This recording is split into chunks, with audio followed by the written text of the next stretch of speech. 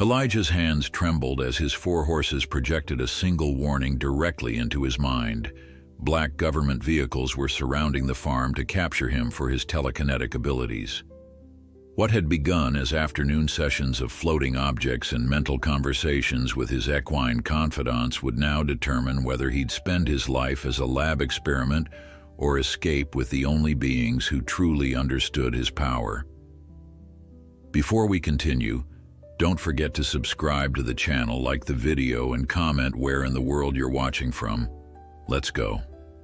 The valley of Willow Creek was known for its sprawling meadows and the purest water that flowed from the mountains above.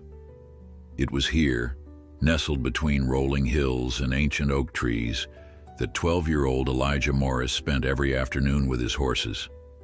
The small town where Elijah lived was the kind where everyone knew each other's business. But somehow, Elijah had managed to keep a part of himself hidden from prying eyes. "Come on, Stormy," Elijah called out, his voice carrying across the paddock as the black stallion trotted toward him. The horse's coat gleamed in the afternoon sunlight, muscles rippling beneath its ebony surface.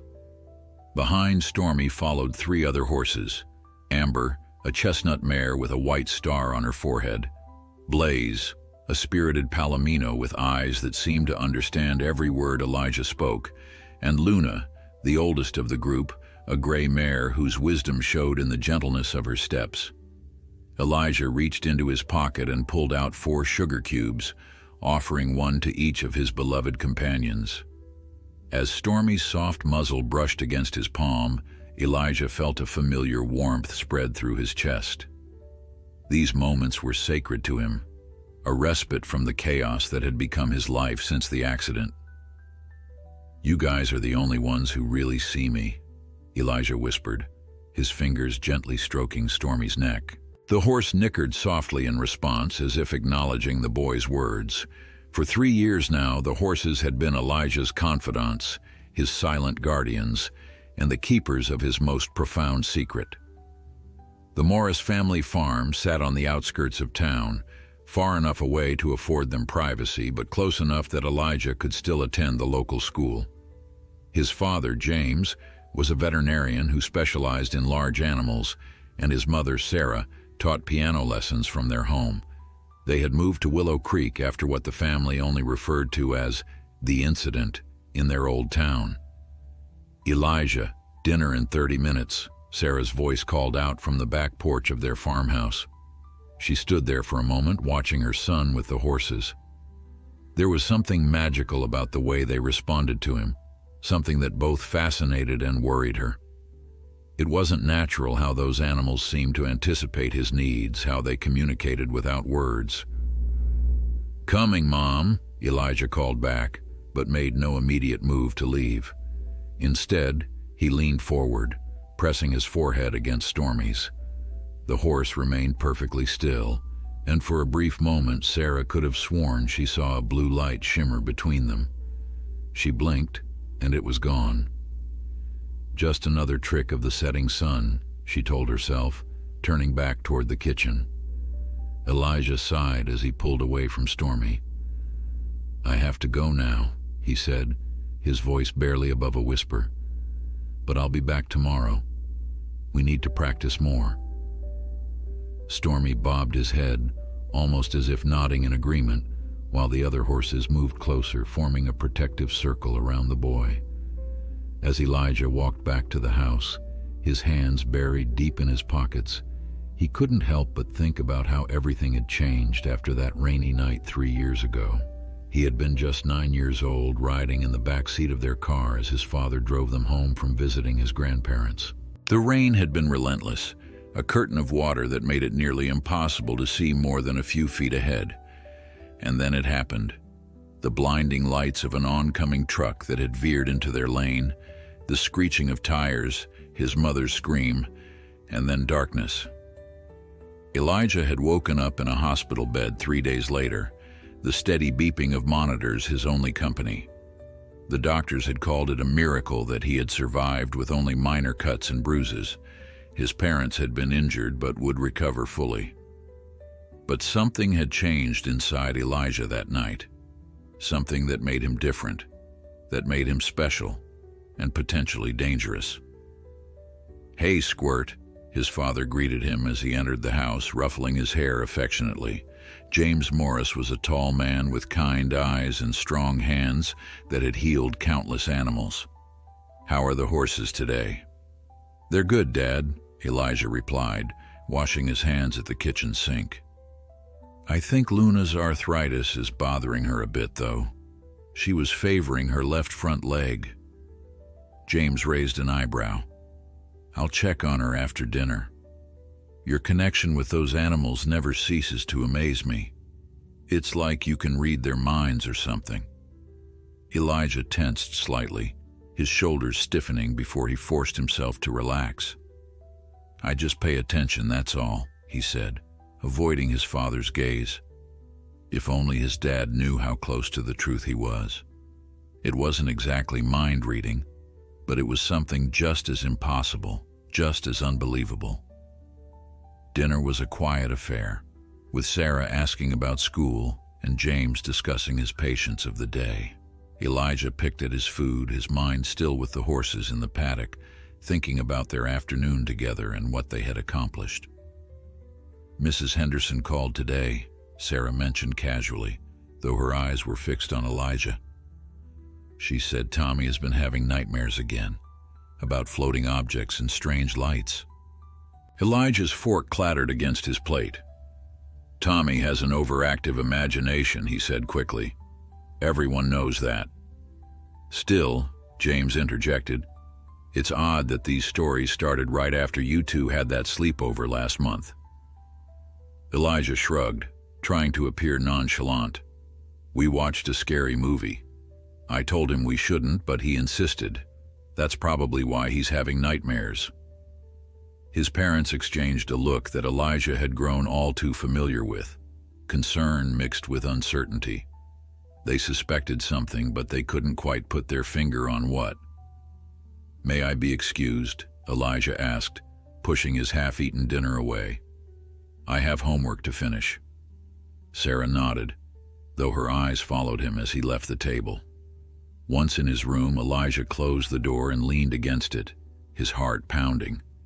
Tommy Henderson had been his friend since they moved to Willow Creek, but the sleepover had been a mistake. Elijah had let his guard down, had trusted Tommy enough to show him what he could do. But instead of the amazement and excitement Elijah had expected, Tommy had been terrified. Elijah moved to his window, which offered a clear view of the paddock. In the fading light, he could see his horses still together, their heads occasionally turning toward the house as if they were watching over him. They were the only ones who understood, the only ones who didn't fear what he could do. After the accident, Elijah had discovered that he could move objects with his mind. At first, it had been small things, a pencil rolling across his desk, a book falling from a shelf when he was upset. But as time passed, his abilities had grown stronger. He could lift heavier objects, could manipulate them with greater precision. And most remarkable of all, he could connect with animals in a way that went beyond normal human-animal bonds. He could sense their emotions, could communicate with them on a level that defied explanation. The horses had been the first to accept this connection. While other animals seemed confused or frightened by Elijah's mental presence, the horses had welcomed him. They had become his partners, his confidants, and together they had honed his unusual gifts. But now, with Tommy's nightmares and his parents' growing suspicion, Elijah feared that his secret wouldn't stay hidden much longer. And in a town like Willow Creek, where different often meant dangerous, discovery could mean having to leave the only place where he and his horses had found peace. Elijah pressed his forehead against the cool glass of his window. Outside, Stormy raised his head, looking directly at the boy's window, as if sensing his distress. "What am I going to do?" Elijah whispered, knowing that tomorrow would bring new challenges, new risks of exposure. But at least for now, as the first stars appeared in the darkening sky, he had his horses, and sometimes that felt like enough. Morning arrived with a gentle mist that clung to the meadows surrounding the Morris farm. Elijah woke before his alarm, his dreams filled with galloping hooves and whispered warnings. He dressed quickly, pulling on jeans and a faded blue hoodie before making his way downstairs. The house was quiet. His parents wouldn't be up for another hour. This early solitude had become part of his routine, a chance to center himself before facing the day. In the kitchen, Elijah grabbed an apple from the fruit bowl and slipped out the back door. The grass was damp beneath his sneakers as he crossed the yard toward the paddock. The horses were already awake, their breath forming small clouds in the cool morning air. Stormy approached the fence first, his dark eyes fixed on Elijah with an intensity that spoke volumes. "I know," Elijah murmured, reaching out to stroke the stallion's nose. "I'm worried too." Since the accident, Elijah had discovered that his connection with the horses went beyond simple telepathy. They shared emotions, sensed dangers, and sometimes, in moments of deep concentration, he could see through their eyes. It was as if the impact that had nearly taken his life had also broken down some barrier in his mind, allowing him to reach out beyond the confines of his own consciousness. "Tommy's going to be at school today," Elijah said, leaning against the fence. "I don't know what he's told people. What if everyone finds out?" Amber trotted over, nudging Elijah's shoulder with her soft muzzle.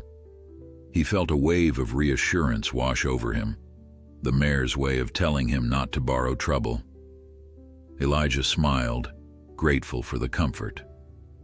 "You're right," he acknowledged. "One day at a time." As the sun began to rise above the hills, casting long shadows across the pasture, Elijah made his way back to the house. His mother was in the kitchen, preparing breakfast. She looked up as he entered, a question in her eyes. "You're up early," she observed, sliding a plate of scrambled eggs toward him. "Couldn't sleep," Elijah admitted, taking a seat at the table. "Thought I'd check on the horses." Sarah Morris studied her son, her expression a mixture of love and concern. "Elijah, you know you can talk to us about anything, right? Your father and I, we just want to help." For a moment, Elijah considered telling her everything, about the strange awakening in the hospital, about the first time he'd made a pencil float across his room, about the way the horses spoke to him without words. But the memory of Tommy's face, contorted with fear, flashed in his mind. "I know, Mom," he said instead, focusing on his breakfast. "Everything's fine." The bus ride to school was a test of nerves. Elijah sat alone, his backpack on the seat beside him, a physical barrier against unwanted company. Through the window he watched as Willow Creek scrolled by, the general store with its faded sign, the library where he spent rainy afternoons, the park where he'd once accidentally made a swing set move when no one was pushing it. As the bus pulled into the school parking lot, Elijah spotted Tommy standing with a group of boys near the entrance. His heart sank. Tommy had been his only real friend in Willow Creek, the only person besides his horses that made him feel less alone. Now that friendship was another casualty of his difference. Elijah kept his head down as he made his way through the crowded hallway to his locker. So far, no one was pointing or whispering. Maybe Tommy hadn't said anything after all. Just as Elijah began to relax, a hand clamped down on his shoulder, spinning him around. "Hey, freak," sneered Jason Miller, the 8th grade bully who had made it his personal mission to torment anyone who stood out. "Henderson told us all about your little magic show. What are you, some kind of witch?" Elijah's stomach dropped. So Tommy had talked. "I don't know what you're talking about," he said, trying to keep his voice steady. "Oh no." Jason's grip tightened on Elijah's shoulder. "Then why don't you show us? Make something float, weirdo." A small crowd had gathered now, curious faces watching the confrontation. Among them, Elijah spotted Tommy, his expression a mix of guilt and fascination. "Leave me alone, Jason," Elijah warned, feeling a familiar pressure building behind his eyes. It happened when he was stressed or scared, his power pushing to be released. "Make me," Jason challenged, giving Elijah a shove that sent him stumbling back against the lockers. The metallic bang echoed through the hallway, and for a split second, everything went quiet. Then, as if caught in a sudden gust of wind, a row of locker doors flew open, their contents spilling onto the floor. Students jumped back, startled cries filling the air. Jason's eyes widened, his face draining of color. "What the hell?" he whispered, taking a step back. Elijah stood frozen, knowing he'd caused it but unable to admit it. The pressure behind his eyes subsided, leaving him dizzy and slightly nauseated. This was exactly what he'd feared, losing control in public. "It was probably just air pressure or something," a girl's voice cut through the chaos. "These old lockers are always acting up." Elijah turned to see Lydia Chen, a quiet girl from his science class, standing nearby. Her dark eyes met his briefly before she bent down to help gather the scattered papers and books.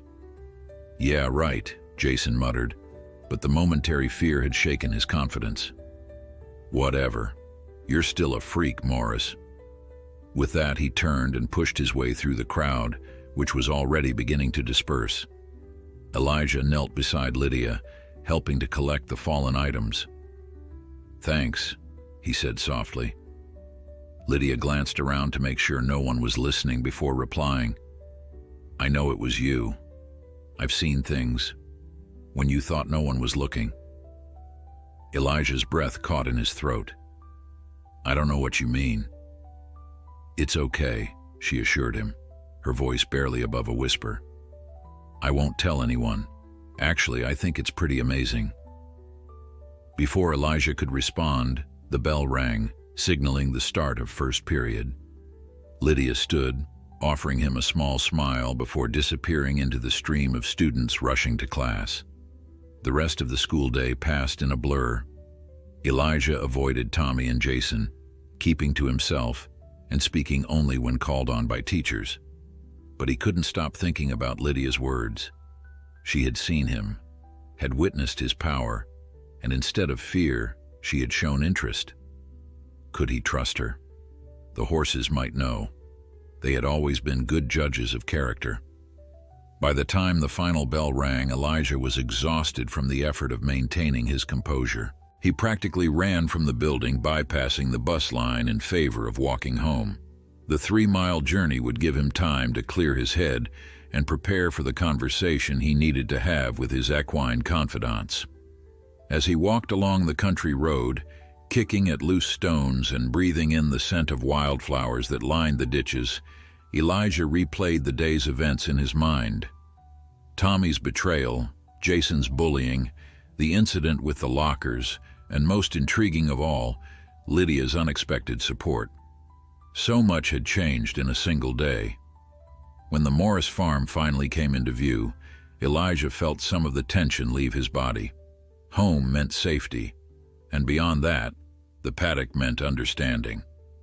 As if sensing his approach, Stormy, Amber, Blaze, and Luna had gathered at the fence, their ears perked forward in anticipation.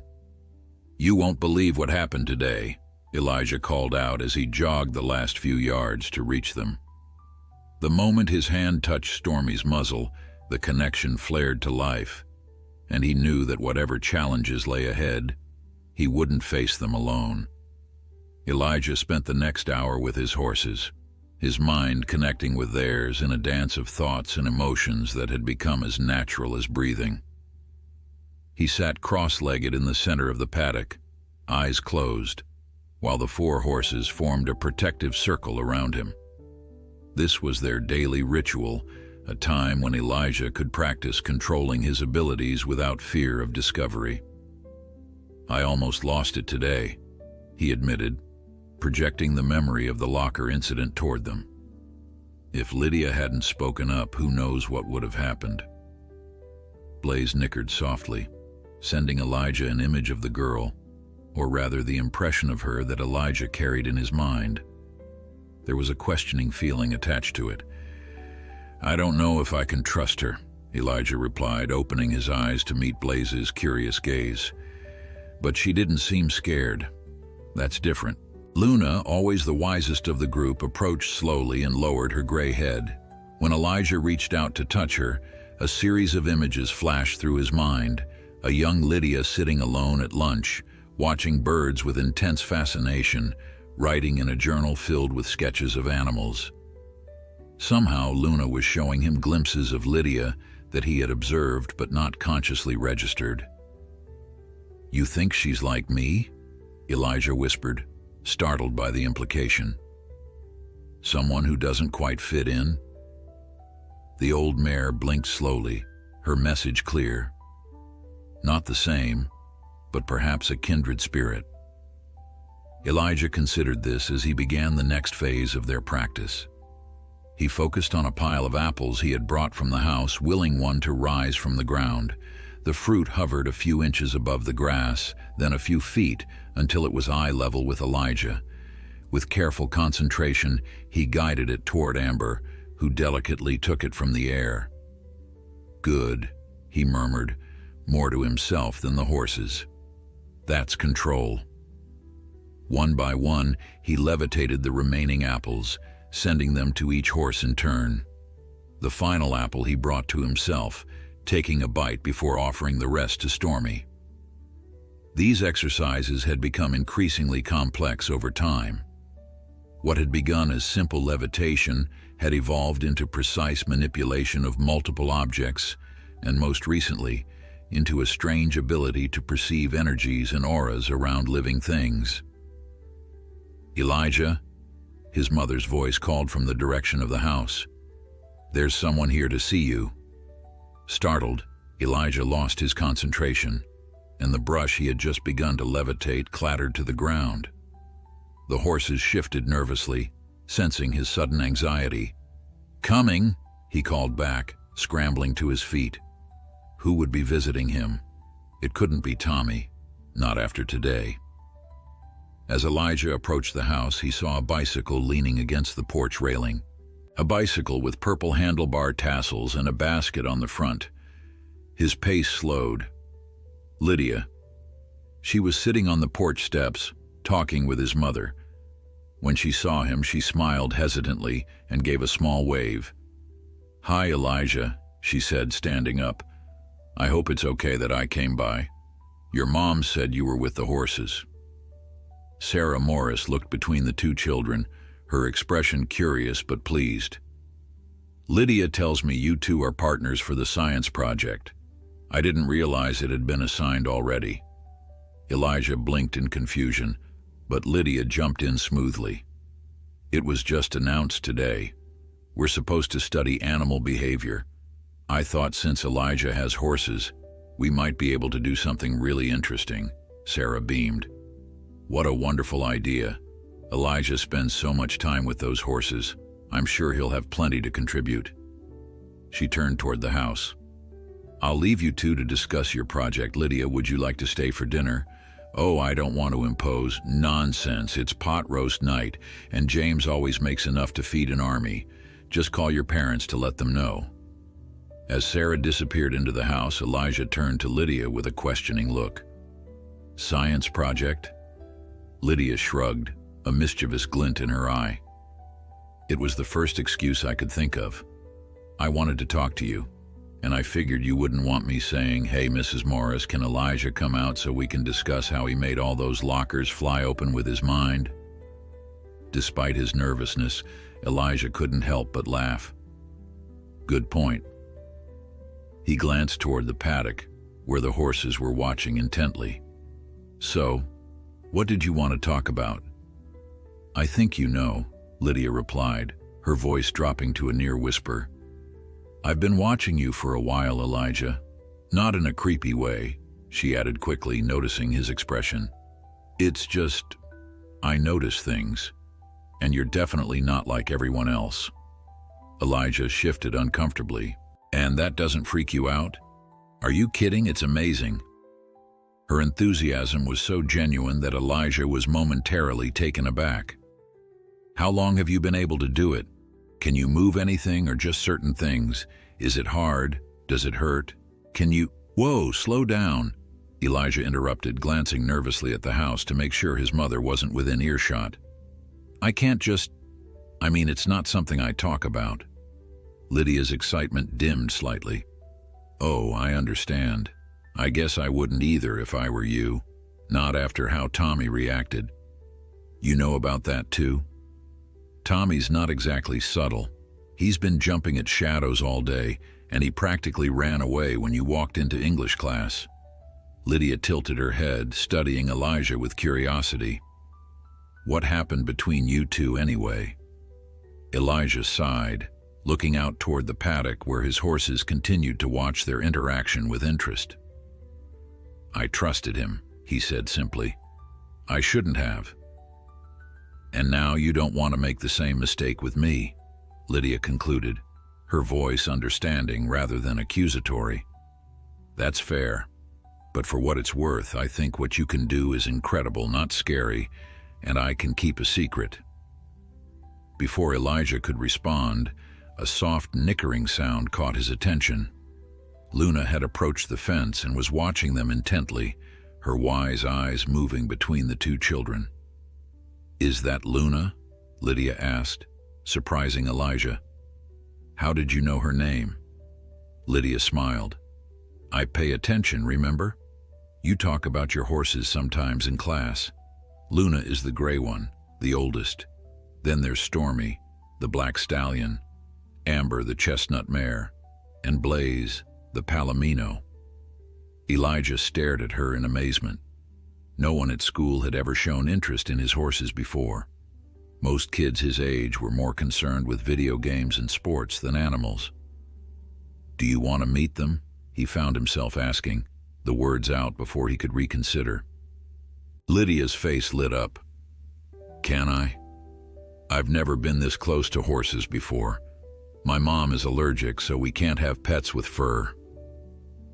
Something about her enthusiasm reminded Elijah of himself at a younger age, before the accident, when the world had seemed full of wonder rather than danger. Perhaps Luna was right about Lydia being a kindred spirit. Come on, he said, leading her toward the paddock. They're very gentle, especially with people I trust. The words hung in the air between them, an admission that felt both terrifying and liberating. As they approached the fence, the horses gathered, their curiosity evident in the way they stretched their necks toward the newcomer. Hold out your hand, palm up, Elijah instructed. Let them come to you. Lydia did as she was told, her eyes wide with wonder as Luna approached first, sniffing her outstretched hand before gently pressing her nose against it. The girl giggled, her face alight with joy. She likes you, Elijah observed, a smile tugging at his lips. Luna doesn't usually warm up to strangers so quickly. Maybe I'm not a stranger, Lydia suggested, gently stroking Luna's nose. Maybe she knows we're going to be friends. As the other horses approached to investigate Lydia, Elijah felt something shift inside him, a loosening of the tight knot of fear that had lived in his chest since the accident. Perhaps sharing his secret with someone who saw it as a gift rather than a curse wouldn't be so dangerous after all. Dinner at the Morris household that evening was livelier than it had been in months. Lydia charmed Elijah's parents with her enthusiastic questions about James's veterinary practice and Sarah's music teaching. Elijah watched in quiet amazement as his normally reserved father laughed at Lydia's stories about her misadventures in the school band. So you play the clarinet? Sarah asked, passing the bowl of mashed potatoes to Lydia. I try to, Lydia admitted with a self-deprecating smile. My mom says it sounds like a goose being strangled, but I'm getting better. At least now it only sounds like the goose is mildly uncomfortable. The table erupted in laughter, and Elijah found himself joining in. It felt good, this normalcy. For a few blessed moments he wasn't the strange boy with dangerous secrets. He was just a kid having dinner with his family and a friend. Elijah tells me you're interested in animals, James commented, his eyes twinkling with approval. Any particular kind? All kinds, really, Lydia replied, her enthusiasm evident. But I've always been fascinated by how animals communicate, with each other and with us. It's like they have this whole language that most people don't bother to learn. Elijah nearly choked on his water. Her words hit so close to his own experience that for a moment he wondered if she knew more than she was letting on. "That's a remarkable insight for someone your age," James said, clearly impressed. "Most people never consider that animals might have complex communication systems." "I think they understand a lot more than we give them credit for," Lydia continued, glancing briefly at Elijah. "Especially horses. They're so intuitive." Sarah nodded, reaching for her husband's hand across the table. "James always says that animals know things we don't. They sense things beyond our perception. Like earthquakes before they happen," James added, "or when someone is sick or injured. There are documented cases of animals detecting cancer in their owners before medical tests could find it." "Or changes in people," Sarah said softly, her eyes drifting to Elijah for a moment. After Elijah's accident, those horses seemed to know exactly what he needed. It was almost uncanny how they responded to him. An uncomfortable silence fell over the table. Elijah stared at his plate, acutely aware of Lydia's curious gaze. His parents rarely spoke about the accident or its aftermath, especially not in front of others. "I should probably head home soon," Lydia said, gracefully breaking the tension. "My mom wants me back before dark, but thank you so much for dinner. It was delicious." "I'll walk you out," Elijah offered quickly, eager to escape the suddenly charged atmosphere of the dining room. Outside, the setting sun painted the sky in shades of orange and pink. Lydia's bicycle leaned against the porch railing, waiting to carry her the 2 miles back to town. They walked in silence until they reached the end of the driveway, far enough from the house for privacy. "Your parents are nice," Lydia said, kicking at a small pebble with the toe of her sneaker. "They really love you." "Yeah," Elijah agreed, his hands shoved deep in his pockets. "They do. They don't know, do they, about what you can do?" Elijah shook his head. "No, and I want to keep it that way." "Why?" Lydia's question was simple, but it hit Elijah like a physical blow. "Because they'd be scared," he replied after a long moment. "Or they'd think something was wrong with me. They might take me to doctors or send me away, or they might understand," Lydia suggested gently. "They're your parents, Elijah, and from what I saw tonight, they'd do anything for you." Elijah sighed, leaning against the fence post. "You don't get it. This isn't just some cool trick. It's weird. It's not normal. And ever since the accident, my parents have been desperate for everything to be normal again." "What happened?" Lydia asked, her voice soft. "In the accident, I mean. You don't have to tell me if you don't want to." For a moment, Elijah considered deflecting the question, but something in Lydia's open, honest face made him want to share the truth, or at least part of it. "We were driving home from my grandparents' house," he began, his eyes fixed on the distant hills. "It was raining really hard. A truck swerved into our lane. We crashed." He swallowed, the memory still vivid despite the passing years. "I was in a coma for 3 days. The doctors couldn't explain why. All my tests came back normal, but I wouldn't wake up. And when you did wake up, you could move things with your mind," Lydia finished, her voice filled with wonder rather than disbelief. Elijah nodded. "Not right away. It started small, a cup sliding across my hospital tray, my blanket tucking itself around me when I was cold. I thought I was imagining things at first, but then what? Then I met Stormy," Elijah said, a smile tugging at his lips, despite the heaviness of the conversation. "My parents brought him to help with my recovery.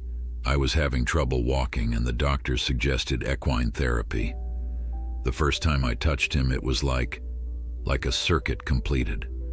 I could feel his thoughts, his emotions, and he could feel mine. Lydia's eyes widened. You can communicate with them telepathically? Sort of. It's not exactly words, more like impressions, images, feelings. Elijah ran a hand through his hair, searching for the right explanation. It's like they've always known how to do this, and they're teaching me their language. That's incredible, Lydia breathed. And the other horses? Can you communicate with them too? Yes, but it's strongest with Stormy. He was the first. Elijah hesitated, then added, We bought the others later. They were all rescues, unwanted, mistreated. Something about my ability helps them heal, and they help me control it. The sound of hoofbeats drew their attention back toward the paddock. In the fading light, they could see Stormy trotting along the fence line, his dark coat shimmering like liquid shadow. He's checking on you, Lydia observed, her voice hushed with awe. He always does, Elijah confirmed. If I'm upset or in danger, he knows. They all do. Lydia turned to face him fully, her expression suddenly serious. Elijah, this gift you have, it's not something to be ashamed of. It's amazing. And I meant what I said earlier. I won't tell anyone. Not even your parents? Not even them, she promised. This is your secret to share, not mine. Relief washed over Elijah like a cool breeze. For years he had carried his secret alone, the weight of it growing heavier with each passing day. Now, impossibly, that burden felt lighter. Thanks, Lydia. That means a lot. She smiled, swinging one leg over her bicycle. See you at school tomorrow? Maybe we could actually work on that science project. For real, I mean. I'd like that, Elijah replied, surprising himself with how much he meant it. As Lydia pedaled away, Elijah felt Stormy's presence intensify in his mind, a warm, approving sensation that confirmed what he already suspected. Lydia Chen was someone he could trust, perhaps even someone who could help him understand the true nature and purpose of his mysterious gift. With a lighter heart than he'd had in years, Elijah turned back toward the paddock, eager to share his thoughts with the four beings who had been his only confidants until today. For the first time since the accident, he dared to hope that he might not have to face his uncertain future alone. The next morning, Elijah woke to the familiar soft nudge of Stormy's consciousness against his own. Over the years, their connection had strengthened to the point where distance was no longer a barrier. Even from the paddock to his bedroom, Stormy could reach him, especially when something was wrong. Elijah sat up, instantly alert. What is it? He whispered, reaching out with his mind. The response came as a series of fragmented images. A strange truck parked on the road near their property, men with cameras, the horses huddled nervously in the far corner of the paddock. Elijah's heart began to race. Someone was watching the farm. He dressed hurriedly and crept downstairs, careful not to wake his parents. Through the kitchen window, he could just make out the vehicle Stormy had shown him, a dark blue pickup truck idling about a quarter-mile down the road. Two men sat inside, one holding what looked like a camera with a long-range lens. Panic rose in Elijah's throat. Had word of yesterday's incident at school spread beyond Willow Creek? Were these men reporters, or something worse? He closed his eyes, focusing on the calming presence of his horses in his mind. Panicking wouldn't help. He needed to think clearly. First, he needed to get to the horses. If these men were here to investigate him, they might also be interested in the animals he spent so much time with. Elijah slipped out the back door, staying close to the tree line that ran along the edge of their property. The morning mist provided some cover as he made his way to the paddock. The horses were waiting for him, their eyes alert and ears pricked forward. Elijah vaulted over the fence, immediately placing a reassuring hand on Stormy's neck. I see them, he murmured. Do you know how long they've been there? Through Luna, he received an impression of darkness. They had arrived before dawn, while the farm was still asleep. This wasn't a casual drive-by. These men had deliberately positioned themselves to observe the property undetected. "We need to find out who they are," Elijah decided, turning to Blaze. The Palomino had the sharpest eyesight of the four horses. "Can you see anything useful? A logo on the truck, maybe?" Blaze focused his gaze on the distant vehicle, and Elijah slipped into the horse's perception, a disorienting but increasingly familiar sensation. Through Blaze's eyes, the world appeared in sharper contrast, colors slightly muted, but details crystal clear. On the truck's door, partially visible from their angle, was a logo, a stylized eye with the letters PR beneath it. Elijah withdrew from Blaze's vision, blinking as his own sight readjusted. "PIR," he repeated softly. "I wonder what that stands for." A soft whinny from Amber drew his attention. The chestnut mare was looking toward the house, where his father had emerged onto the back porch. James Morris was scanning the property, likely looking for Elijah after finding his bed empty. "I have to go," Elijah told the horses. "Stay alert. If those men try to approach you, let me know immediately." With a final pat to Stormy's shoulder, Elijah climbed back over the fence and jogged toward the house, trying to appear casual despite his racing heart. "There you are," his father called, relief evident in his voice. "You're up early again." "Couldn't sleep," Elijah replied, which wasn't entirely a lie. He hesitated, then asked, "Dad, have you ever heard of something called PIR, like an organization or company?" James frowned, rubbing his chin thoughtfully. "PIR? Not that I can recall. Why do you ask?" "Just something I saw online," Elijah lied, avoiding his father's eyes. It was probably nothing. After a hurried breakfast, Elijah waited at the end of the driveway for the school bus, his mind still on the mysterious truck. To his relief, it was gone now. But that didn't mean the men wouldn't return. He needed to find out who they were and what they wanted. The bus arrived, its brakes squealing as it came to a stop. Elijah climbed aboard, immediately spotting Lydia in the middle section. She had saved him a seat, waving him over with a smile that brightened his troubled mood. "You look worried," she observed as he slid in beside her. "Everything okay?" Elijah glanced around to make sure no one was listening, then lowered his voice. "There were men watching our farm this morning. They had cameras with long lenses." Lydia's eyes widened. "Watching you? Or just the farm in general?" "I don't know. They had this logo on their truck. PIR. I've never heard of it before."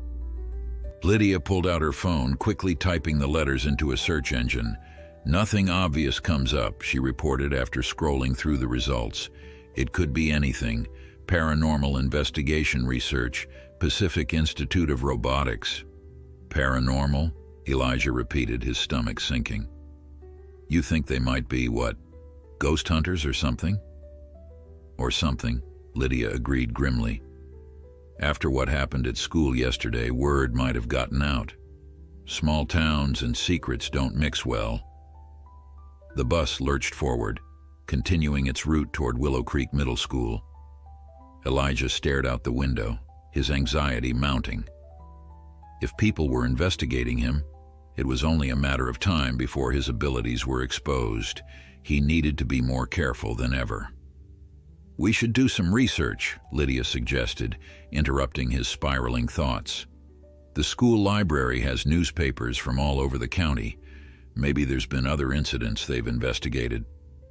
Elijah nodded, grateful for her practical approach. "That's a good idea. We can go during lunch period." The school day crawled by with excruciating slowness. Elijah felt eyes on him everywhere he went. Jason Miller's suspicious glares, Tommy Henderson's nervous glances, even his teachers seemed to be watching him more closely than usual. By the time lunch period arrived, His nerves were frayed to the breaking point. "Come on," Lydia said, grabbing his arm as they left their science class. Library time. The school library was nearly empty, most students preferring to spend their lunch period in the cafeteria or outside. The librarian, Mrs. Winters, barely looked up from her book as they entered. Lydia led the way to the computer section, selecting a terminal in the far corner where they wouldn't be easily observed. "Okay," she said, cracking her knuckles dramatically. "Let's see what we can find." For the next 20 minutes, they searched every combination of PIR, paranormal investigation, and research they could think of. Finally, on page 3 of the results for PIR unexplained phenomena, they found something promising. "Paranormal Incident Response," Lydia read aloud, her voice hushed with excitement. "A private research organization dedicated to documenting and studying unexplained events across the United States." Elijah leaned closer to the screen, reading the brief description on what appeared to be a scholarly article mentioning the group. "It says they're controversial. Some consider them legitimate researchers. Others call them sensationalist ghost hunters." "But why would they be interested in you?" Lydia wondered. "Unless... Elijah, has anything else unusual happened around you? Besides moving things with your mind and talking to horses, I mean." Elijah hesitated. There were things he hadn't told Lydia, experiences so strange he'd barely acknowledged them himself. The way electronics sometimes malfunctioned around him when he was upset. The dreams that occasionally came true. The times when he seemed to know things he couldn't possibly know.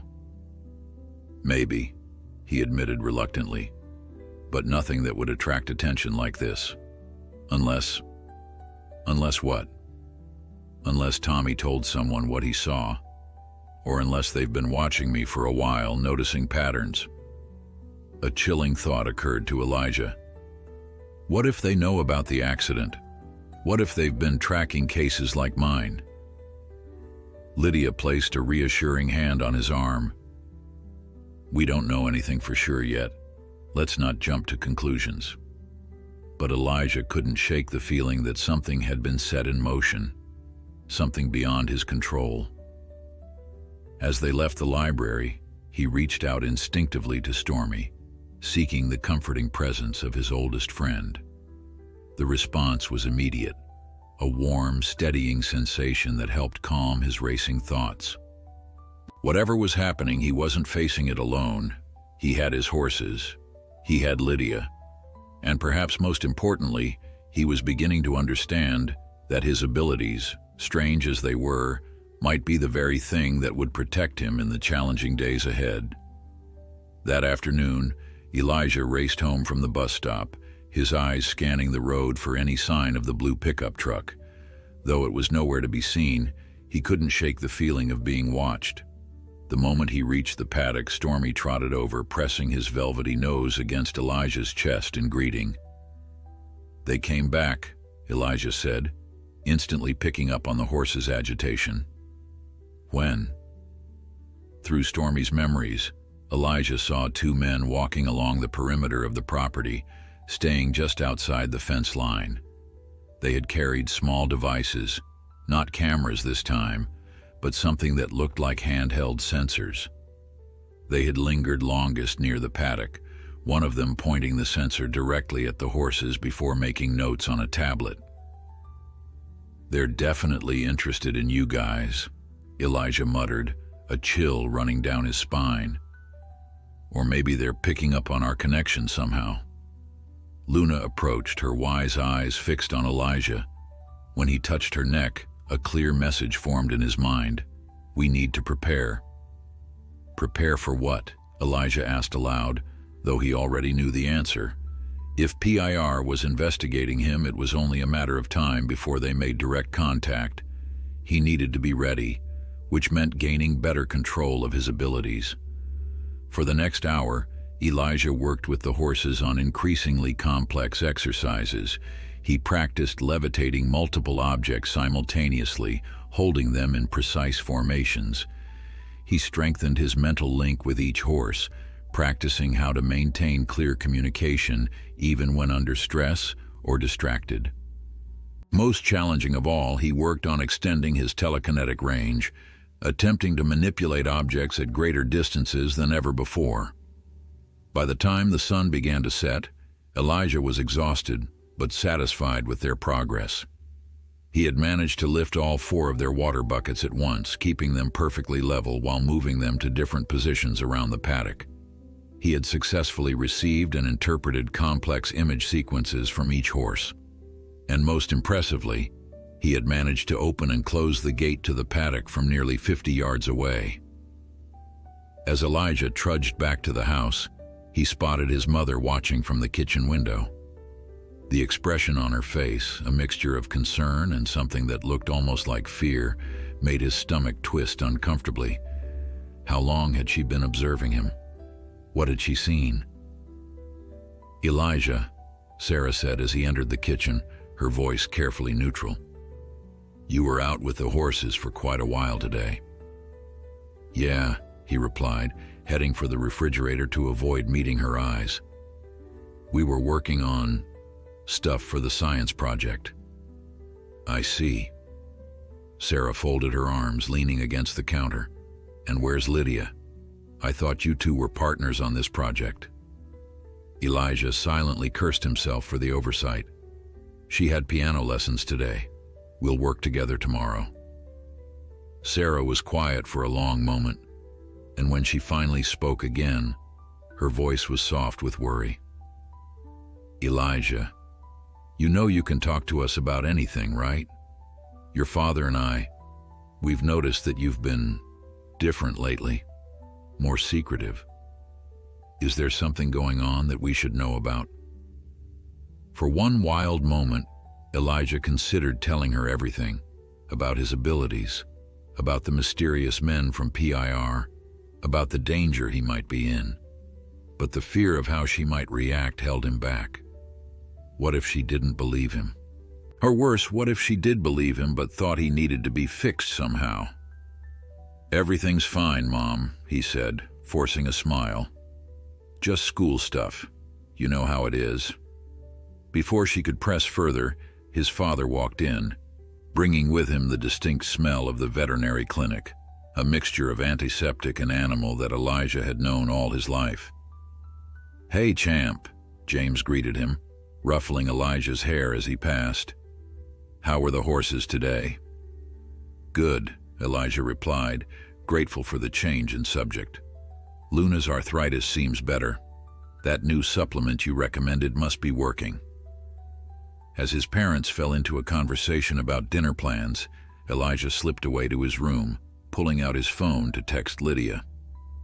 "PIR came back today. They had some kind of sensors. We need to figure out what they're up to." Her response came quickly.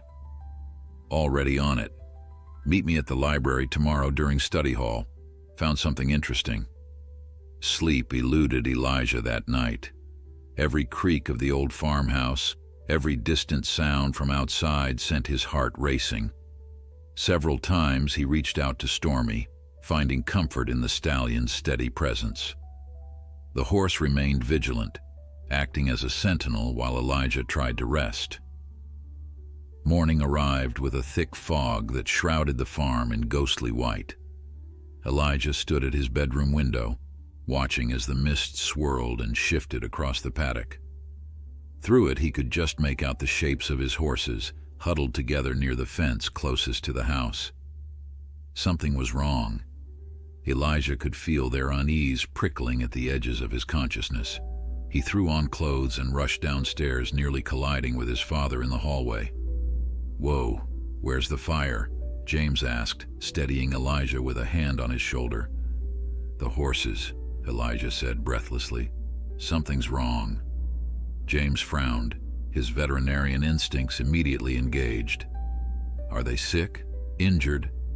"No, they're just nervous. I need to check on them." Together they made their way through the dense fog toward the paddock. As they drew closer, Elijah could see all 4 horses standing alert, their ears pricked forward, staring intently at something beyond the fence line. "What's got them spooked?" James wondered aloud, squinting into the fog. Then Elijah saw it, a dark shape moving slowly along the perimeter of their property. Then another.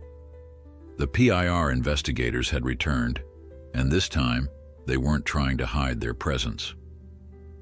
"Dad," Elijah said urgently, "do you know those men?" James narrowed his eyes, trying to get a better look through the fog. "No, I don't think so. But they seem to be awfully interested in our land." One of the figures raised what looked like a camera and pointed it directly at Elijah and his father. A surge of protective anger shot through Elijah. Without thinking, he reached out with his mind, focusing on the camera. With a sharp mental push, he knocked it from the man's hands, sending it crashing to the ground. The man let out a startled cry, stumbling backward. His companion rushed to his side, helping him regain his balance while staring in Elijah's direction with an expression of shock and recognition. "Elijah, stay here," James said firmly, his voice taking on an edge Elijah had rarely heard before. "I'm going to have a word with our visitors." "Dad, wait," Elijah began, but his father was already striding purposefully toward the men, who now appeared to be having a heated discussion. Panic rose in Elijah's throat. He had just used his abilities in plain sight, in front of strangers, and possibly in front of his father, though he couldn't be sure if James had noticed what had happened through the fog. Either way, things were about to get complicated. A sharp whinny from Stormy drew Elijah's attention back to the paddock. The black stallion was pawing at the ground, his message clear. "Come here, now." Without hesitation, Elijah vaulted over the fence, rushing to Stormy's side. The moment his hand touched the horse's neck, a flood of images poured into his mind. Not memories this time, but something more urgent, more immediate. A vision. Elijah saw the two men from PIR, but they weren't alone. Behind them were others, many others, wearing dark uniforms. They were loading equipment into vans. Among the equipment were cages, horse-sized cages. They were coming for the horses. They were coming for him. And it was happening soon. As the vision faded, Elijah found himself trembling, one hand still clutching Stormy's mane. His father's voice drifted through the fog, the words indistinct, but the tone unmistakably confrontational. Time was running out. Elijah's mind raced as the implications of Stormy's vision sank in. They had to leave, all of them, as soon as possible. But where would they go? And how could he explain to his parents why they needed to flee their home?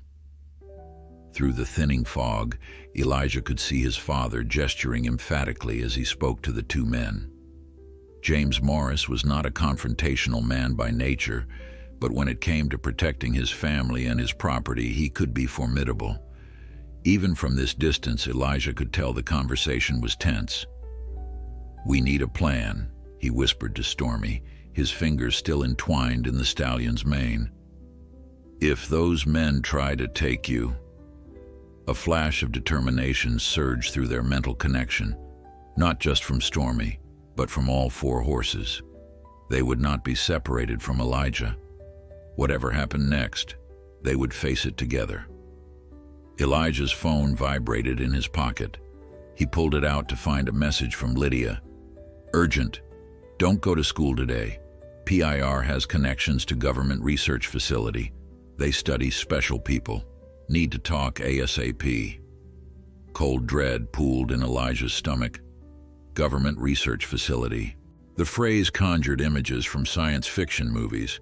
Sterile labs, invasive tests, people treated like specimens rather than human beings. And if they thought his connection to the horses was part of his abilities, they'd take them too, subjecting the animals to the same clinical scrutiny. "Elijah." His father's voice cut through his thoughts. James was walking briskly back toward the paddock, the two PIR men retreating to their vehicle. "Come inside. Now." Something in his father's tone brooked no argument.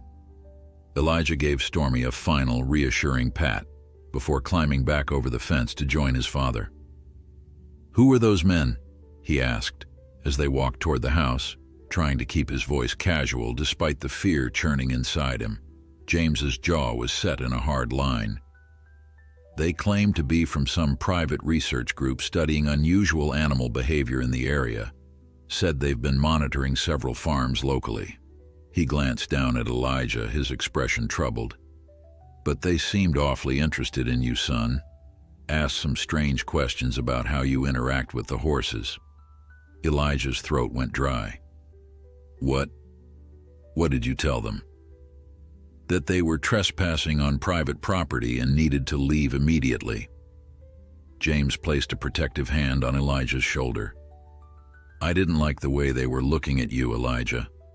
Like you were some kind of specimen." The word sent a chill down Elijah's spine, echoing his own fears too closely. Inside the house, they found Sarah pacing the kitchen, her face pale with worry. "James, what's going on? Who were those men?" As his father explained the encounter, Elijah slipped away to his room, locking the door behind him. His hands trembled as he called Lydia. "They were here again this morning," he said the moment she answered. "My dad confronted them, but Stormy showed me a vision. They're planning to take the horses. And me." "I was afraid of this," Lydia replied, her voice tight with anxiety. "I did some deep digging last night. PIR isn't just a private research group. They're a front for a government program called Project Insight. They identify and collect people with unusual abilities." "Collect?" Elijah repeated, the word turning his blood to ice. "They call it recruitment, but from what I've found, it's not exactly voluntary. There are rumors about a facility in Nevada where they study people like you. And they're particularly interested in cases where abilities manifest after traumatic events." "Like my accident," Elijah whispered. "Exactly. But here's the really weird part. I found an old news article about a similar car crash 3 years ago, not far from where yours happened. Another kid survived against all odds, and guess what? There were reports of strange phenomena around him afterward." Elijah sank onto his bed, his mind reeling. "You think there's a connection? That whatever happened to me happened to him too?" "I think it's possible, and I think PIR believes it's more than coincidence." A knock at his bedroom door made Elijah jump. "Elijah?" His mother's voice, concerned. "Can we talk, sweetie?" "Just a sec, Mom," he called, then whispered urgently into the phone. "I have to go. Meet me at the old miller's barn after school, 3 o'clock. "I'll be there," Lydia promised. "And Elijah, be careful." Elijah ended the call and opened his door to find both his parents standing in the hallway, their faces grave. "We need to talk," James said, gesturing for Elijah to follow them to the living room. Once they were seated, Sarah took Elijah's hands in hers. "Honey, your father and I are worried. These men showing up, asking questions about you. It's concerning. And it's not just that," James added. "We've noticed things. The way the horses respond to you. Objects moving when you're upset. Your behavior since the accident." Elijah's heart hammered against his ribs. They knew. All this time he thought he'd been hiding his abilities, but his parents had seen enough to suspect the truth. "We want to help you, Elijah," Sarah continued, her voice gentle but firm. "But we can't do that unless you're honest with us." For a moment, Elijah considered continuing the deception. But the memory of Stormy's vision, the cages, the uniformed men, forced his hand. If they were going to escape PIR, he would need his parents' help. "After the accident," he began, his voice barely above a whisper, "I changed. I can do things that shouldn't be possible." To demonstrate, he focused on the family photo on the coffee table.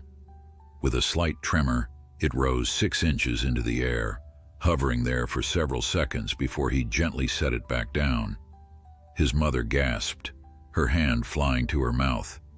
His father simply stared, his expression unreadable. "That's not all," Elijah continued.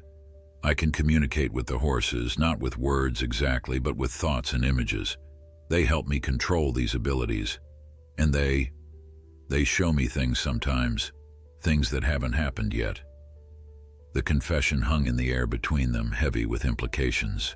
Elijah held his breath, waiting for shock, disbelief, perhaps even fear. Instead, James leaned forward, his eyes intense.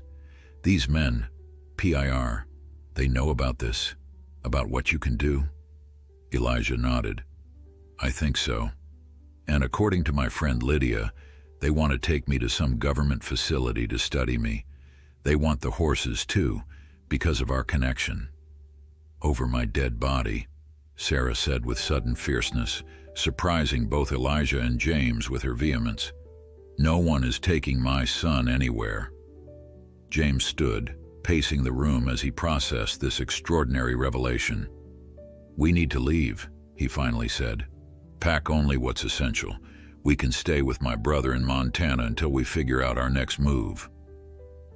Relief flooded through Elijah. His parents believed him. They weren't afraid of him. They were going to help. "The horses," he said urgently. "We can't leave them behind." James nodded, already formulating a plan. "I'll call Mike Peterson. He has a horse trailer we can borrow. If we leave before nightfall, we can be halfway to Montana by morning." As his parents sprang into action, Elijah reached out to Stormy, sharing the plan and the overwhelming feeling of relief. The response he received was clear. "Hurry. They're coming sooner than you think." With renewed urgency, Elijah ran to his room to pack. But as he was stuffing clothes into a duffel bag, a new sensation pierced his consciousness, a sharp spike of alarm from all four horses simultaneously. He rushed to the window just in time to see 3 black SUVs turning into their long driveway. PR had arrived, and this time, they hadn't come just to observe. "They're here," Elijah called out, his voice cracking as he ran down the stairs. His parents were already moving with determined efficiency, Sarah gathering essential documents while James was on the phone, his voice low and urgent. "Change of plans, Mike. We need the trailer now. It's an emergency." James hung up and turned to Elijah. "They're blocking the driveway?" Elijah nodded, struggling to keep his panic at bay. 3 black SUVs, at least 6 men that I can see. Sarah joined them, clutching their passports and a small fireproof box containing their important papers. "The back road," she suggested. "If we can get to the horses and take the utility trail through the Peterson property, we might make it to town." James nodded grimly. "I'll distract them. You two head for the barn through the cellar passage." An old storm cellar connected the basement of their farmhouse to the large barn where James kept his veterinary supplies and equipment. It had been built decades ago by the previous owners as a way to reach the animals during severe weather. "Dad, no," Elijah protested. "These people are dangerous. They want to take us, me and the horses, to some kind of research facility." "All the more reason for you to get away," James replied, his voice firm but gentle. "Your mother will help you with the horses. I'll hold them off as long as I can." A sharp knock at the front door made them all freeze. A man's voice called out, "Dr. Morris, this is Director Chambers with the Paranormal Incident Response Team. We need to speak with you and your son immediately." James motioned for Sarah and Elijah to head for the basement door. "Go. Now." With one last desperate look at his father, Elijah followed his mother down the narrow stairs to the basement. They moved quietly to the far corner where a heavy wooden door led to the storm cellar passage. The tunnel was cool and damp, smelling of earth and old timber. They moved as quickly as they dared, Sarah leading the way with the flashlight from her phone. "Mom," Elijah whispered as they hurried along, "there's something I need to tell you about the horses." "Now's not the time, sweetheart," Sarah replied, her attention focused on navigating the dark passage. It's important, Elijah insisted. They're not just normal horses. Our connection, it's deeper than you know. They can help us. Sarah paused, turning to face her son. In the dim light, her expression was a mixture of concern and determination. What are you saying, Elijah? I can communicate with them over distances. I can see through their eyes, feel what they feel, and they can understand complex situations. They know we're in danger. To Elijah's relief, his mother didn't question or dismiss his claim. She simply nodded. Then tell them we're coming. Tell them we need their help. Elijah closed his eyes, reaching out to Stormy and the others. He sent images of the black SUVs, of men in dark clothing, of the need to flee quickly and quietly. The response was immediate, a surge of protective energy and a clear sense that the horses were already preparing, already alert. When they emerged from the barn, the horses were waiting at the paddock gate, as if they had been expecting this moment. Elijah unlatched it without touching it, using his telekinetic ability without hesitation or apology, now that his mother knew the truth. "We need to ride bareback," Sarah said, assessing the situation quickly. "There's no time for saddles." Stormy approached Elijah, lowering his head in clear invitation. Elijah grabbed a handful of the stallion's mane and swung himself onto the horse's back with practiced ease. Luna moved to Sarah's side, standing perfectly still to allow her to mount. "Amber and Blaze will follow," Elijah assured his mother as she settled onto Luna's back. "I've asked them to stay close." Sarah gave her son a look of wonder. "All these years, I suspected something, but nothing like this." "I was afraid you'd think I was a freak," Elijah admitted. "That you'd want to fix me." "Oh, Elijah." Sarah's voice was soft with emotion. "You're my son. Nothing could ever change how much I love you." Their moment was interrupted by the sound of raised voices coming from the direction of the house. James's voice rose above the others, angry and defiant. "We need to go," Sarah urged. "Your father is buying us time." Elijah nodded, patting Stormy's neck. The horse needed no further prompting, immediately turning toward the narrow trail that led through the woods to the neighboring Peterson farm. Luna followed, with Amber and Blaze bringing up the rear like sentinels. As they entered the cover of the trees, Elijah couldn't resist reaching back with his mind, searching for his father. To his shock, he found that he could sense James's emotional state. Fear mingled with determination and fierce protectiveness. It wasn't the clear connection he had with the horses, but it was something new, an extension of his abilities he hadn't experienced before. Focusing harder, Elijah tried to perceive what was happening at the house. Fragmented images came to him.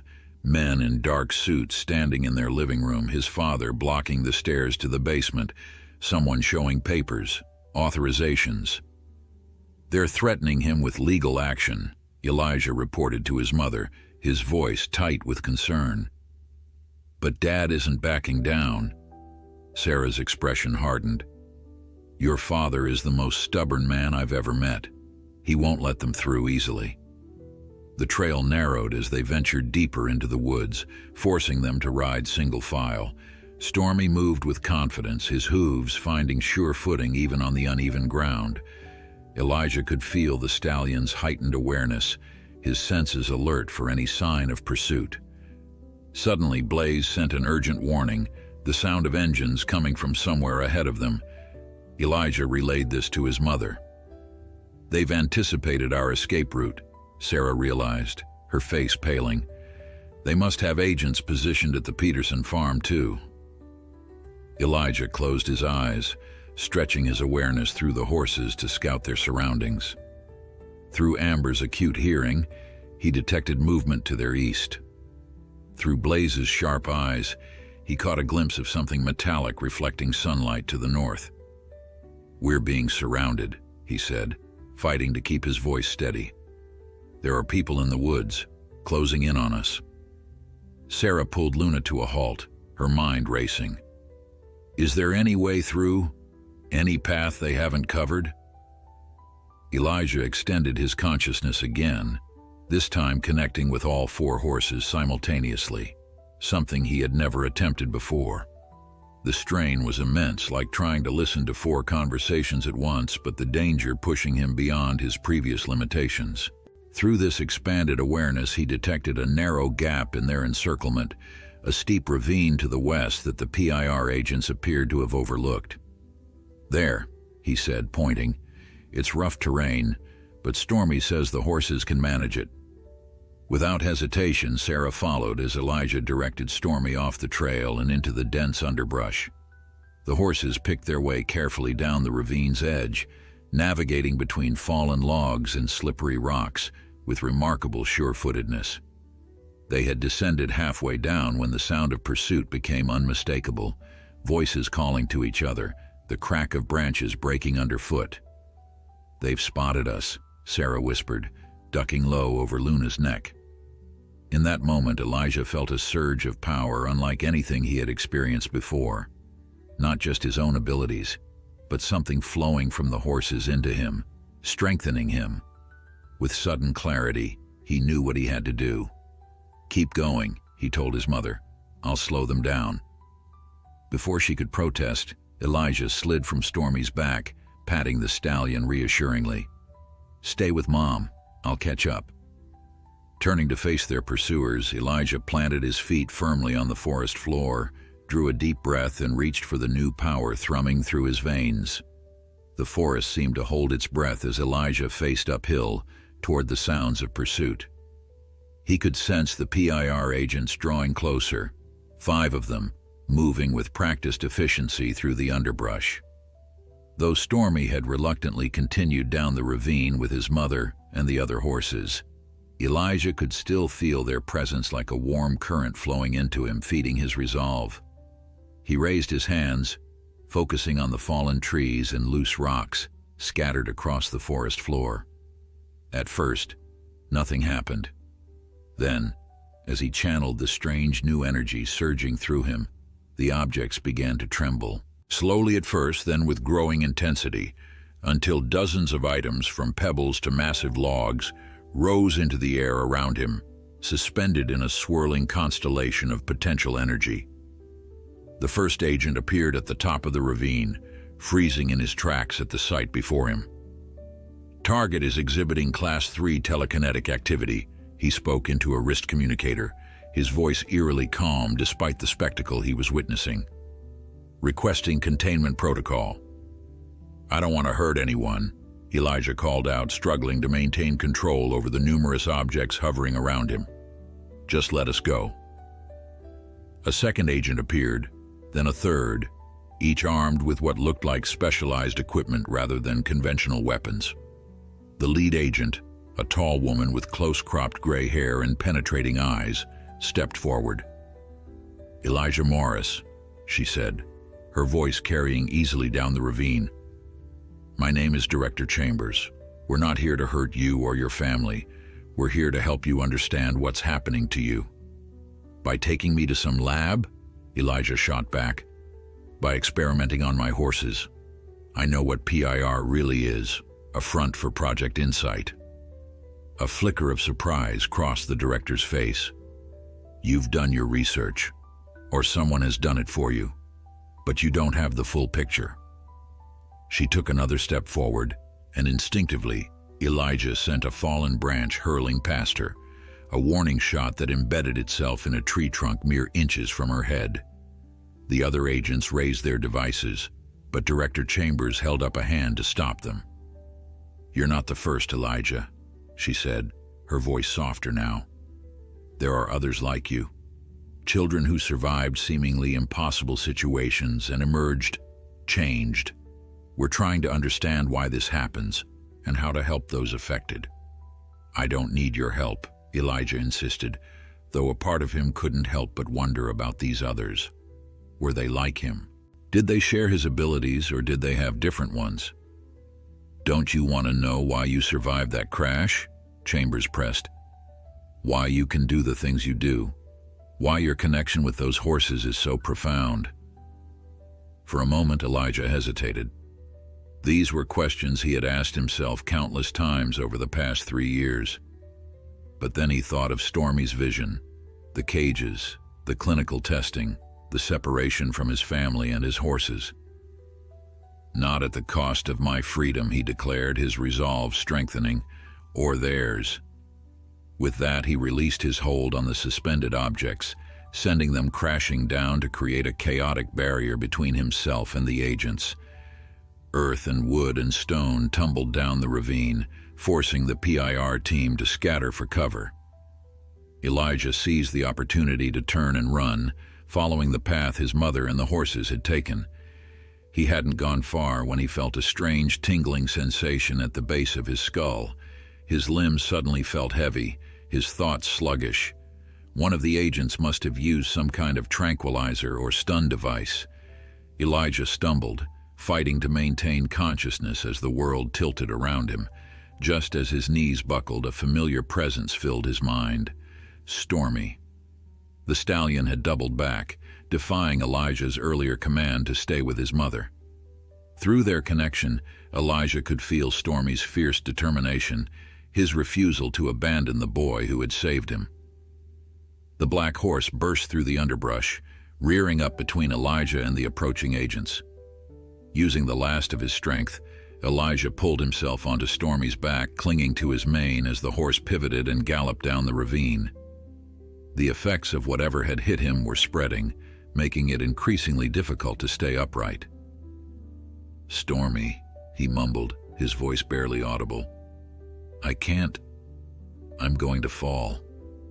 In response, he felt something extraordinary, not just Stormy's presence in his mind, but the stallion's consciousness actively reaching for his own, wrapping around it like a protective embrace.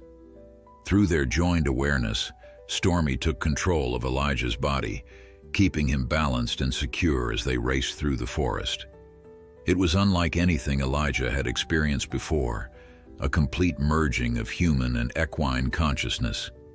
He was simultaneously himself and Stormy, perceiving the world through both sets of senses. He could feel the ground beneath the horse's hooves as if they were his own feet, sense the subtle shifts in air currents against his skin as if it were covered in the same sensitive coat. In this merged state, they moved as one being, navigating the treacherous terrain with impossible grace. When they reached the bottom of the ravine, they found Sarah waiting with Luna, Amber, and Blaze, her face tight with worry. "Elijah," she cried, reaching for him as Stormy came to a stop beside her. "What happened? You're so pale." They hit me with something," Elijah managed to say, his speech slurred. "Some kind of tranquilizer. Stormy came back for me." Sarah helped her son slide from the stallion's back, supporting his weight as his legs threatened to give way. "We need to keep moving. Your father texted. He's meeting us at the Miller place with Mike and the trailer." Elijah nodded weakly, then turned to Stormy. "Thank you," he whispered, pressing his forehead against the horse's. In response, he felt a wave of devotion so pure and powerful, it brought tears to his eyes. With his mother's help, Elijah remounted, and they continued their flight through the forest.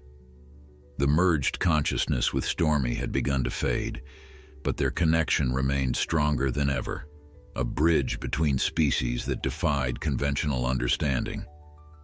As they rode, Elijah reached out to his father, trying to gauge how far away he was. To his surprise, he could sense James more clearly now, not just emotions, but fragmented thoughts and images. His father was worried but determined, driving Mike's truck with the horse trailer attached, taking back roads to avoid PIR checkpoints. "Dad's almost at the Miller place," Elijah reported to his mother. "He had to take a roundabout route to avoid being followed." Sarah cast a startled glance at her son. "You can tell that? From this distance?" "It's new," Elijah admitted. "Ever since the horses shared their energy with me. It's like my abilities are expanding." They rode in silence for several minutes, each lost in their own thoughts. Finally, Sarah spoke, her voice gentle but firm. "Elijah, what that woman said about others like you, do you think it's true?"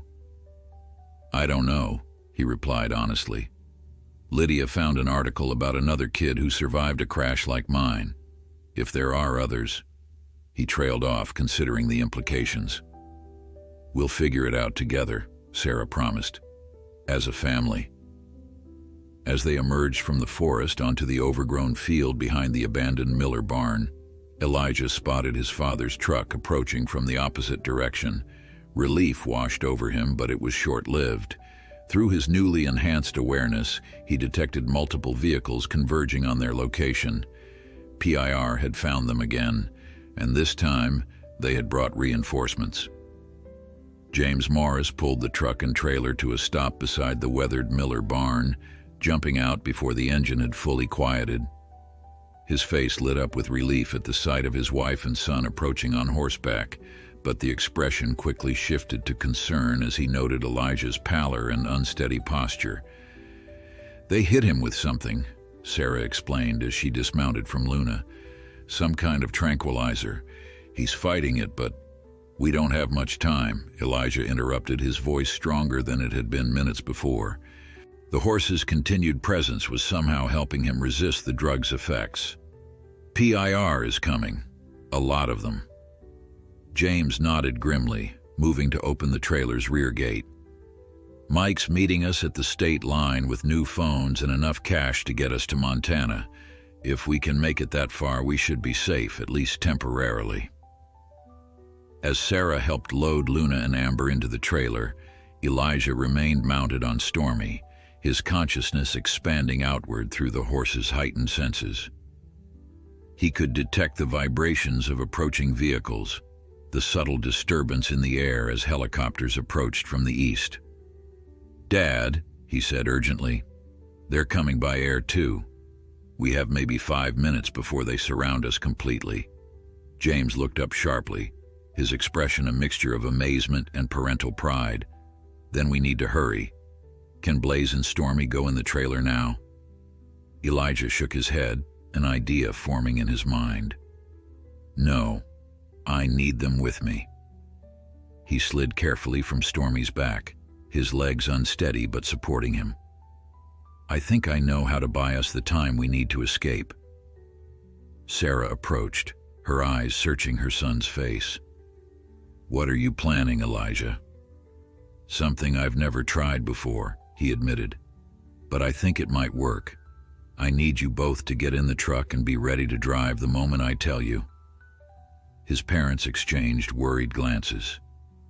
"We're not leaving without you," James stated firmly. "You won't be," Elijah promised.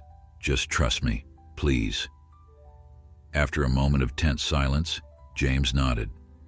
"All right, but we go together or not at all." As his parents climbed into the truck, Elijah positioned himself between Stormy and Blaze, placing a hand on each horse's neck.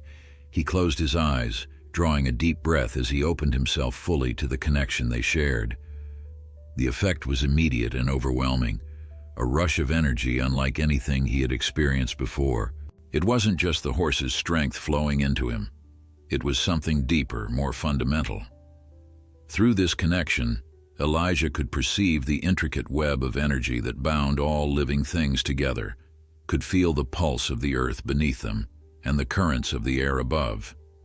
In this heightened state of awareness, he sensed the PIR forces closing in, vehicles approaching from 3 directions, a helicopter less than a minute away. But he also perceived something else, the latent energy in the abandoned barn beside them, in the overgrown field surrounding it, in the very soil beneath their feet. With newfound confidence, Elijah extended his consciousness into these elements, not to control them but to harmonize with them. The ground began to tremble, subtle at first, then with increasing intensity. The air around them started to shimmer, as if the boundary between the physical world and something beyond was growing thin. The first PIR vehicle appeared at the edge of the property, then another. Agents poured out, equipment at the ready. Above them, the helicopter descended, its downdraft whipping the tall grass into frenzied waves. Director Chambers stepped forward, a megaphone in her hand. "Elijah Morris, stand down. We have authorization to take you into protective custody." Elijah opened his eyes, which now glowed with an ethereal blue light. The same light Sarah had glimpsed between her son and Stormy all those weeks ago. "You don't understand what I am," Elijah called back, his voice carrying unnaturally across the field. "None of us do, but I'm starting to figure it out." As he spoke, the shimmer in the air intensified, coalescing into a translucent dome that encompassed Elijah, both horses, the truck, and the trailer. Outside, the PIR agents raised their equipment, some firing what looked like specialized darts that simply dissolved upon contact with the energy field. "Go now," Elijah shouted to his parents. "Drive straight through them, they can't stop us." James didn't hesitate, starting the engine and accelerating toward the line of PIR vehicles blocking the access road. As the truck approached, the energy field surrounding them intensified, pushing outward with gentle but irresistible force. PIR agents and vehicles alike were nudged aside, creating a clear path for their escape. Through it all, Elijah remained at the center of the dome, channeling the combined energy of himself and the horses to maintain the protective barrier. Stormy and Blaze moved in perfect synchronization with the truck and trailer, keeping pace without needing guidance. As they broke through the PIR blockade, Elijah felt a moment of triumph, but also a wave of exhaustion that threatened to overwhelm him. The strain of maintaining such power was taking its toll. "Elijah," Sarah called from the truck window, "you need to get in." But Elijah knew he couldn't break the connection yet. The helicopter was still following, and other PIR vehicles were beginning to pursue. "Just keep going," he shouted back. "I'll hold them off as long as I can." In that moment of divided attention, Elijah felt something unexpected, another consciousness brushing against his own. Not one of the horses, not his parents, but someone else. Someone miles away, yet somehow aware of what was happening. "You're not alone," a girl's voice whispered in his mind. "There are others like you. Find us when you're ready." The contact was brief but profound, leaving Elijah momentarily stunned. In that split second of distraction, his control over the energy field wavered. One of the PIR vehicles gained ground, nearly reaching the trailer. Stormy neighed loudly, snapping Elijah back to the present. With renewed determination, he poured everything he had into one final surge of power. The energy dome expanded violently outward, knocking pursuing vehicles off the road and forcing the helicopter to bank sharply away. In the aftermath of that explosive release, Elijah collapsed to his knees, utterly spent. Instantly, Stormy was beside him, lowering himself to the ground in clear invitation. With the last of his strength, Elijah pulled himself onto the stallion's back. "Let's go home," he whispered, though he wasn't entirely sure where home would be now. Stormy and Blaze galloped after the truck and trailer, which had slowed to allow them to catch up. As they approached, James brought the vehicle to a brief stop, allowing Sarah to help Elijah inside. "Did it work?" Elijah asked weakly, as his mother cradled him in the back seat. "Are we safe?" "For now," Sarah confirmed, smoothing his hair back from his forehead. "You were amazing, Elijah. I've never seen anything like it." Through the rear window, Elijah could see Stormy and Blaze running freely behind them, keeping pace without constraint or guidance. They were no longer just his horses. They were partners, protectors, and the key to understanding the gift that had awakened in him after the accident. As they crossed the county line, leaving Willow Creek and its quiet familiarity behind, Elijah thought of the voice he had heard, the promise of others like him waiting somewhere in the vast unknown ahead. The mysterious secret his horses had helped him discover wasn't just about his abilities. It was about his purpose, his connection to something larger than himself. "What happens now?" he asked, looking between his parents in the front seat. James met his son's gaze in the rearview mirror, his expression determined yet gentle. "Now we find out who you really are, son. Together." Outside, as if in response, Stormy raised his head and neighed, a sound of freedom, of possibility, of adventures yet to come. The road stretched before them, leading away from danger and toward a future where Elijah's gift might not be a secret to hide, but a light to guide them all.